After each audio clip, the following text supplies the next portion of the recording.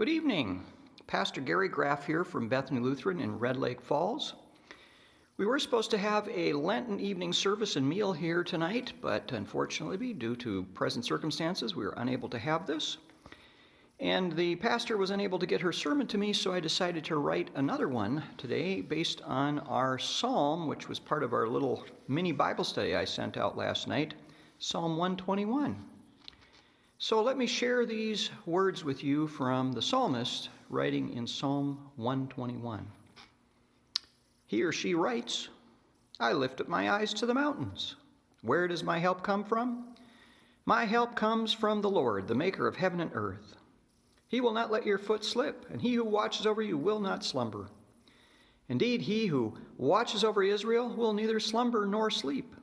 The Lord watches over you. The Lord is your shade at your right hand. The sun will not harm you by day, nor the moon by night. The Lord will keep you from all harm. He will watch over your life. The Lord will watch over your coming and going both now and forevermore." Psalm 121, verses 1 through 8. Well, remember the last time you had a real challenge in life? Maybe it was when you were a young man and had been drafted into the military and you had to go through boot camp. Big challenge. Or maybe it was a new job that you took and you were totally unprepared for it, untrained, inexperienced. Big challenge. Or maybe for a lot of us, a big challenge is a diet. I recently read of a new diet called the Hershey's Kiss diet, and the unusual thing about this diet is that people reported it as being 100% successful in keeping it. So listen to this Hershey's Kiss diet. For breakfast, you have one small bowl of cereal, one half of a banana, and one Hershey's Kiss. Morning snack, half a grapefruit and one Hershey's Kiss. Noon lunch, one 6-ounce serving of low-fat yogurt, 2 slices of whole wheat toast, a bowl of soup, tomato or chicken, and one Hershey's Kiss. Afternoon snack, one half an apple, 3 Hershey's Kisses. Supper, one whole pizza, rest of the Hershey's Kisses, a big bowl of ice cream, and for an evening snack, a second bag of Hershey's Kisses, one frozen cheesecake eaten directly out of the freezer. Sound like a diet you or I could keep? It's always easier to go downhill than uphill. It's always easier to walk slower than faster. It's always easier to exercise less than more. And why is that? It's because of plain old human nature. As it says in the Bible, the spirit is willing, but the flesh is weak. In our lesson for this evening, we have a story about a people who were walking uphill. They are the pilgrims who were on their way to the temple in Jerusalem to celebrate one of the great festival days of the Jewish religion. Perhaps it was the Passover feast. And as they made this pilgrimage, they sang psalms that are recorded in the Bible. If you were to read the introduction to Psalm 121 in most Bibles, you would see that it is described as a psalm of ascent, meaning it was used by the pilgrims as they made their way up, as they ascended a long and winding road that led up to the temple in Jerusalem, because Jerusalem was built on a temple. The temple was built on a hill in the city that was built on a hill. Now, this was probably not the first hill that these pilgrims who had come from all corners of Israel encountered. And in terms of obstacles, it was probably not the greatest. But in Bible times, Jews came not just from Israel, but from the nations into which they had been dispersed over the many long centuries in which their country had been overrun by enemies. Nations such as Egypt, Persia, Babylon. They had indeed before them a long and winding road. And all such journeys were undertaken without the aid of modern hotels or GPS or modern systems of credit and checks. Can you imagine making such a journey of thousands of miles or more on foot with your family and going to a place you had never been to or even seen before? Such were the journeys of God's people that they undertook. And as they were journeying, they sang these songs, songs of ascent. I lift up my eyes to the mountains. Where does my help come from? My help comes from the Lord, the maker of heaven and earth. Well, this evening we are on a journey too, a journey back to what we hope is normalcy. How long it will take, how much it will cost, if we will even ever get there, we do not know. But we are on the journey, and journey forward we must go. And how do we cope with the stress of this passage? A passage that none of us has even chosen to embark on. I think our passage for this evening has some help to offer us. And that help is very pertinent to our present situation. Our first source of help comes in the line I just quoted. Our help comes from the Lord, the maker of heaven and earth. One of the things we learn in confirmation is that God makes everything.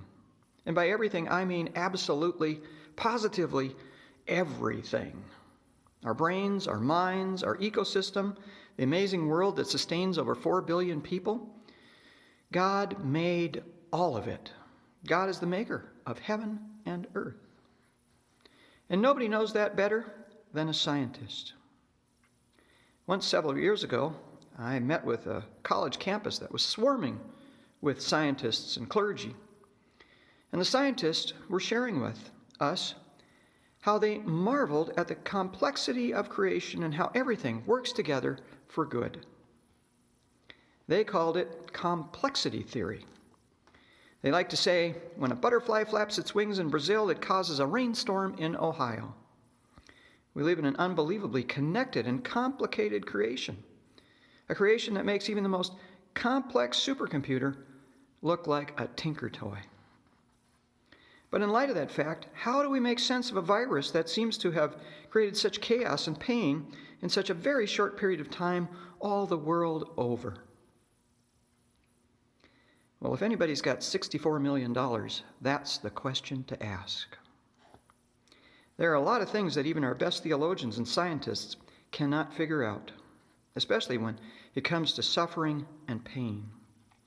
And even the Bible writers in books like Job and the Psalms had to admit that there were some things, some mysteries in this world that are known only to God. And yet throughout the centuries, no matter how deep the struggle, people have always affirmed that there is more good than evil, more hope than despair, more life than death. And that's what our pilgrims affirmed in this evening's lesson too. Yes, they had their struggles that may have been considerable, but nevertheless, they sang for joy, and their words were handed down from one generation to the next, not because they were some pie-in-the-sky opiate of the masses, but because their words rang true and could be depended upon from generation to generation to generation. There really is more good than evil, more hope than despair, more life than death. And that is because the Lord watches over us. He is the maker of heaven and earth. God is the maker of heaven and earth, the maker of all things. And He's also the maker of you and me.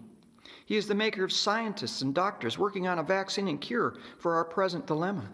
He is the maker of hospitals and nursing homes and universities and a host of governors and national and state officials working to protect us. The Lord is our helper, the maker of all things, who has His eye on the sparrow and watches over you and me as well. And so tonight, though our blood pressure is still a little up and our stomachs are a little queasy, though we worry about our health and the world economy and our neighbors near and far, we join that faithful band of pilgrims marching up to the temple in Jerusalem and singing that psalm of old, I lift up my eyes to the mountains. Where does my help come from? My help comes from the Lord, the maker of heaven and earth. And He will not let your foot slip. He who watches over you will not slumber.